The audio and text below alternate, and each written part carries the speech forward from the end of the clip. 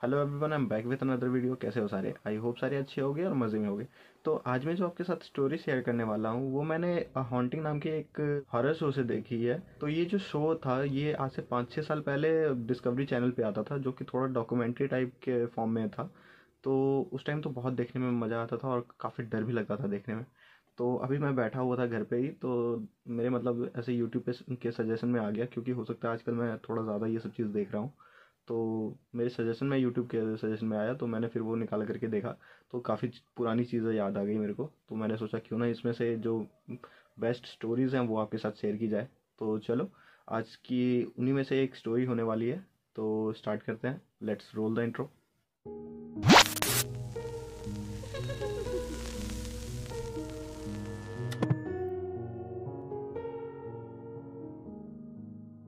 तो अमेरिका के वर्जीनिया के सदर्न पार्ट में एक स्मिथफील्ड नाम करके टाउन था।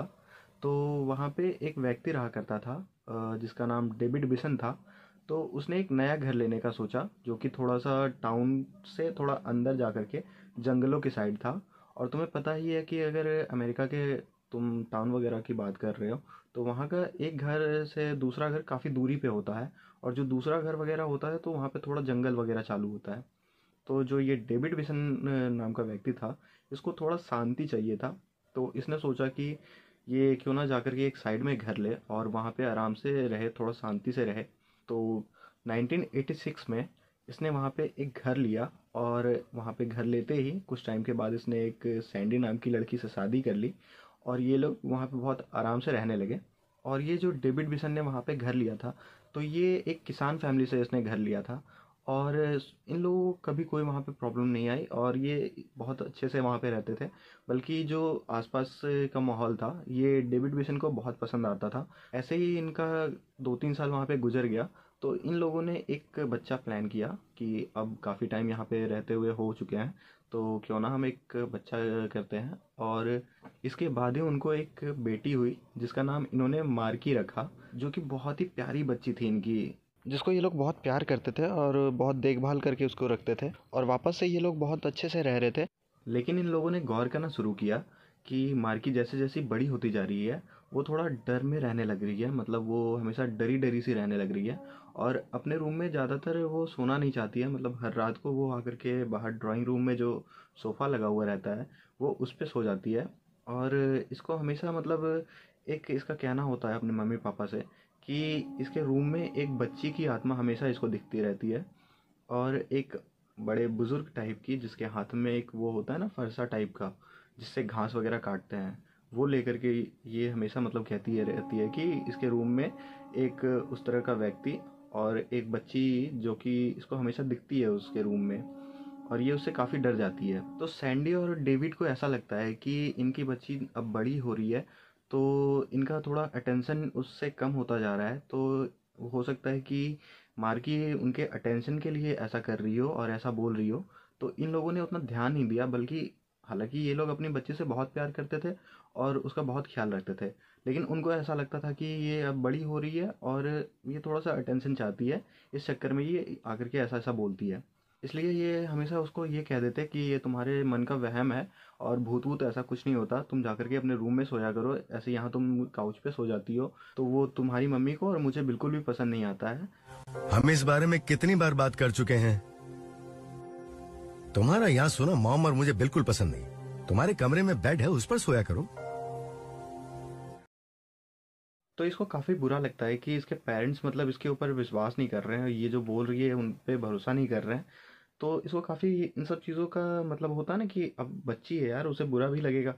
तो खैर ये सब नॉर्मल हो जाता है उसके लिए, और ऐसे ही करते करते ये 16 साल की हो जाती है। तो उसका उस टाइम एक फ्रेंड बनता है जिसका नाम स्टीवन होता है। तो स्टीवन के साथ इसको घूमना फिरना काफ़ी पसंद होता है। तो एक दिन स्टीवन सुबह सुबह इसको कॉलेज के लिए पिकअप करने आता है। जबकि स्टीवन का क्या हुआ होता है कि 1-2 महीना पहले ही उसके फादर की डेथ हुई होती है, स्टीवन के फादर की डेथ हुई होती है। तो स्टीवन अब उनकी कार लेकर के आया हुआ होता है मार्की को पिकअप करने के लिए। तो ये लोग उसी कार से वापस ये लोग कॉलेज जाते हैं और आराम से कॉलेज का जैसे ही ये लोग मतलब पीरियड पीरियड वगैरह ख़त्म वगैरह करके आते हैं, स्टीवन अपने दोस्तों के साथ खड़ा हुआ होता है। तो मार्की उसको कहती है कि चलने के लिए। तो स्टीवन कहता है कि तुम जाकर के कार में वेट करो, तब तक मैं भी पीछे से आ रहा हूँ। तो मार्की कहती है ठीक है, तुम आ जाना, मैं जा रही हूँ, जा कर के कार के पास खड़ी रहती हूँ। तो ऐसा कह करके मार्की स्टीवन के कार के पास जाती है। तो मार्की को एक वहाँ पे बूढ़ा व्यक्ति, जो कि किसी ने मतलब एक कैप लगा रखी होती है, सॉरी किसी ने नहीं, मतलब उस व्यक्ति ने वहाँ पे एक कैप लगा रखी होती है। और मार्की उसको मतलब ऐसा लगता है कि कुछ तो गलत है इस बंदे में, क्योंकि इसको फील हो जाता है कि ये जिसको देख रही है वो जिंदा तो नहीं है, ये कुछ और ही है। और इसको ऐसा लगता है कि ये स्टीवन के फादर हैं, क्योंकि हालांकि मार्की कभी स्टीवन के फादर से मिली नहीं थी, लेकिन फिर भी इसको मतलब उस व्यक्ति को देख करके इसको ऐसा फील होता है कि ये स्टीवन के फादर हैं।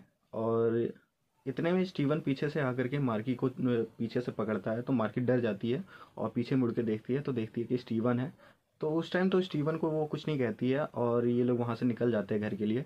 तो रास्ते में ये स्टीवन को कहती है कि तुम्हारे पापा कोई कैप पहनते थे जिस पे एक हॉर्स लगा हुआ था, मतलब हॉर्स का कुछ फिगर बना हुआ था उस कैप पे।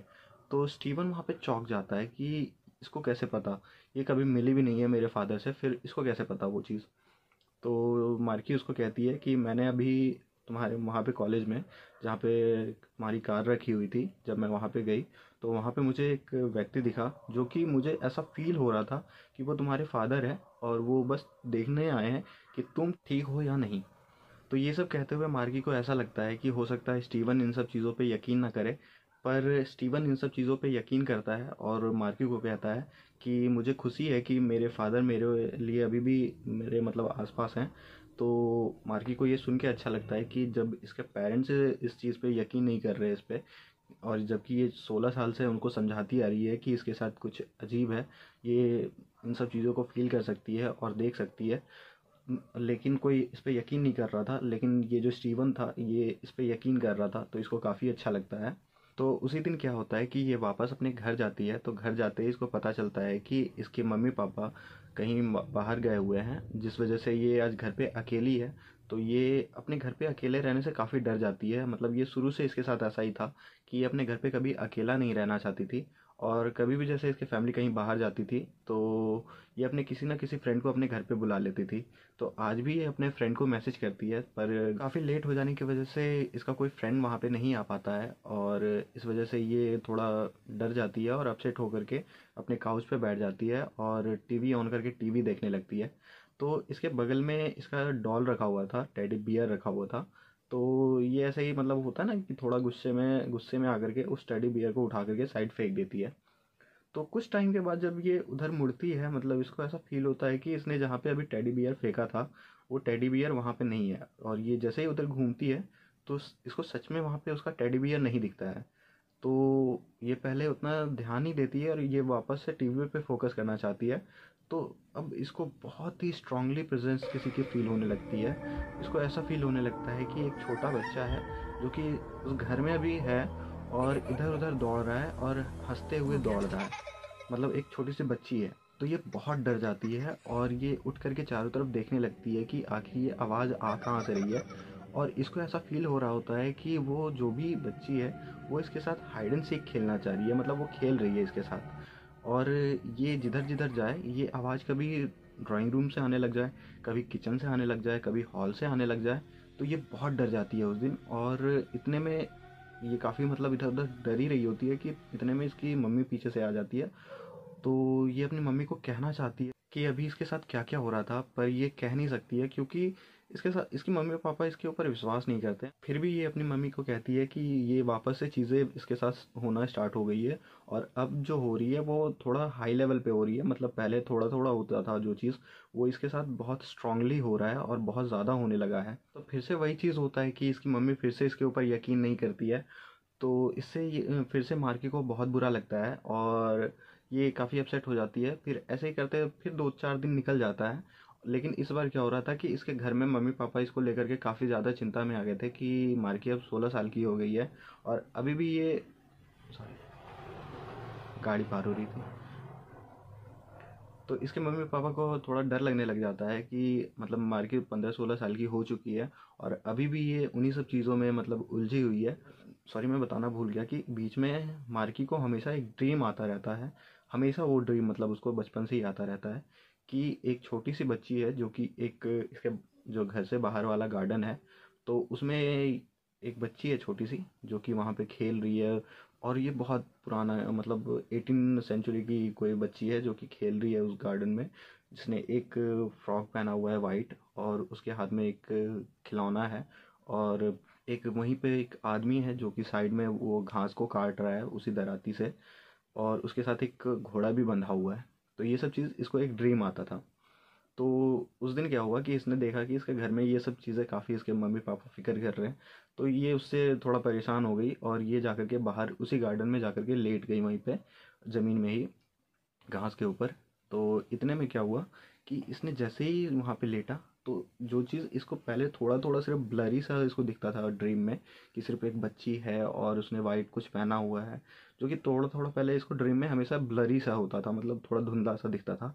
लेकिन इस बार जब ये वहाँ पे लेटी, इसको बहुत क्लियर दिखा, बहुत क्लियर दिखा कि उस बच्ची का चेहरा, उस मतलब बूढ़े, जो भी, सॉरी बूढ़ा तो नहीं था वो, मतलब जो भी व्यक्ति था, उसका चेहरा उसके उसको ठीक से नहीं दिखा, लेकिन वो व्यक्ति दिखा इसको बहुत क्लियर। उसके हाथ में वो जो भी था दराती वो वाला। तो मार्की ये सब देख ही रही थी कि इतने में उसको ऐसा फील हुआ कि इसके चेहरे को कोई छू रहा है। और वो जैसे ही इसको वो चीज़ फील हुआ, ये बहुत ज़ोर से डर गई और बहुत ज़ोर से उठी वहाँ पे। तो इसने जैसे ही आगे पीछे देखा तो इसको कोई भी नहीं दिखा। तो इसको समझ नहीं आया कि ये हुआ क्या इसके साथ। और ये सोच के डर गई कि ये जो भी मतलब आत्मा है या फिर जो कुछ भी है, ये उसको देख भी नहीं सकती है, लेकिन वो आत्मा इसको छू सकती है। तो इस चीज़ से मार्की और भी बहुत ज़्यादा डर गई। और इसने फिर से जा कर के वही स्टीवन को बोला कि इसके साथ ऐसा ऐसा फिर से हुआ। तो ये लोग इसी चीज़ पे डिस्कशन वगैरह कर ही रहे थे। और ये लोग कर भी क्या सकते थे, यही सब डिस्कशन वगैरह करके अपना जैसे बचकाना जो चीज़ें होती है, ये सब करके वापस ये मार के घर आ गई। तो जब घर आई तो इसने देखा कि इसके फादर के कज़न सिस्टर और उनके हस्बैंड आए हुए हैं, जो कि अमेरिका घूमने के लिए आए हुए थे। तो वो लोग मार्की के फूफा जी और बुआ जी थी। तो मार्की उनसे पहले कभी भी नहीं मिली थी, मतलब इससे पहले वो कभी मिले ही नहीं थे। ये फर्स्ट टाइम था जो कि मार्की उनसे मिल रही थी और देख रही थी। लेकिन मार्की का एक अलग ही अभी प्रॉब्लम चल रहा था, तो मार्की उनसे ठीक से बात नहीं करती है। और एक रीज़न और भी था उनसे ठीक से बात नहीं करने का, कि इनके घर में एक बड़ा बेडरूम जो भी था तो वो मार्की का ही था। तो इसलिए जो मार्की के फादर थे, जो मतलब डेविड थे, उसने मार्की का वो रूम अपने कज़न सिस्टर और उनके हस्बैंड को दे दिया था रहने के लिए कुछ दिन। तो इस चीज़ से मार्की बहुत मतलब गुस्से में थी कि उससे बिना पूछे उसका रूम किसी और को दे दिया है। पर यहीं पे एक ट्विस्ट आता है कि ये जो मतलब मार्की के बुआ और फूफा जी थे, तो बुआ जी का नाम जूलिया था और जो फूफा जी थे उनका नाम कैनेथ था। तो ये जो जूलिया थी जो कि मार्की की बुआ जी थी, तो ये जैसे ही मतलब उसके रूम में एंटर करती है, इसको एक बहुत ही स्ट्रांगली फीलिंग आती है कि इस रूम में बहुत डार्क एनर्जी है, और जो कि बहुत ही मतलब डार्क है। तो ये पहले तो प्रे करती है कि ये जो मार्की है ये कैसे इतना सह रही है ये सब कुछ अकेले ही। तो ये सब देख करके वो जो जूलिया थी वो जा करके अपने भाई के साथ, डेविड के साथ बैठ गई, पर उसको कुछ बोला नहीं डेविड को कि मतलब उसको ऐसा फील हो रहा है, क्योंकि हो सकता है उसको ऐसा लग रहा था कि अभी अगर ये ऐसा कुछ बोले तो उसके इसका भाई जो कि इन सब चीज़ों पे उतना ज़्यादा यकीन नहीं करता है, तो क्या पता वो इन सब चीज़ों पे यकीन ना करे और उसका मजाक वगैरह उड़ाए उसके हस्बैंड वगैरह के सामने। तो वो नहीं चाहती थी कि ऐसा कुछ हो। पर इतने में ये लोग हंसी मजाक कर रहे थे, तो इतने में बाहर से मार्की मतलब रूम से बाहर आई और उनको थोड़ा रिक्वेस्ट करते हुए बोली कि थोड़ा होता है ना कि गुस्से वाले टोन में, कि आप लोग प्लीज़ थोड़ा आवाज़ कम करोगे, मैं सोने के लिए जा रही हूँ। तो इस चीज़ से उसके फादर पहले तो बोलते हैं कि तुम लोग बुरा मत मानना, मार्की बहुत अच्छी लड़की है, लेकिन वो उसके लाइफ में अभी पता नहीं कुछ चल रहा है जिस वजह से वो हमेशा परेशान रहती है, तो इसलिए हो सकता है इसने ऐसा बोला आप लोगों को, तो बुरा मत मानना।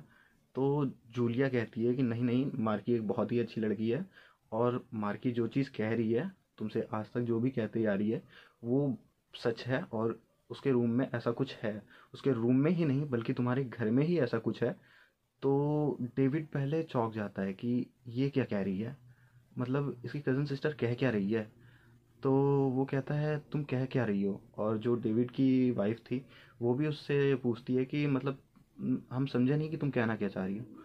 तो फिर जूलिया थोड़ा अपने डेविड भाई को मतलब डेविड को कहती है कि डेविड बस भी करो, ये तुम्हें भी पता है और कि हमारे फैमिली में जितनी भी लेडीज़ वगैरह हैं इन सब में एक साइकिक पावर है कि हम लोग घोस्ट वगैरह को देख सकते हैं और फील कर सकते हैं।